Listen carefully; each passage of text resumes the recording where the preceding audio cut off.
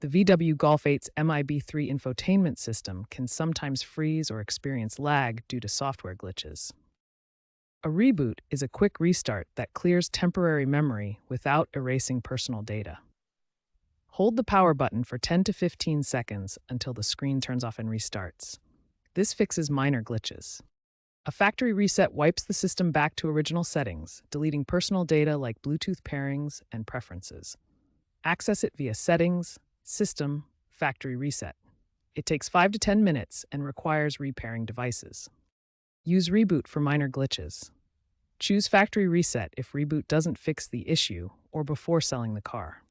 Remember that VW is offering extended warranty coverage for MIB3 related issues until 2028 due to ongoing software glitches. Screen freezes in the MI3 system are often caused by software bugs, overheating, or conflicting apps. If you experience a freeze, first try a reboot by holding the power button for 10 to 15 seconds until the screen restarts.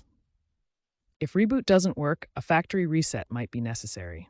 Access via Settings, System, Factory Reset. Ensure your MIB3 system is always up to date with over-the-air updates to fix known issues. VW integrates AI diagnostics to detect freezes. Many issues stem from third-party apps, so consider factory resets after installing new apps. Scheduled reboots can reduce downtime. If problems continue despite resets and updates, visit a dealership and reference VW's voluntary software patch campaign for Golf 8 models from 2020 to 2024.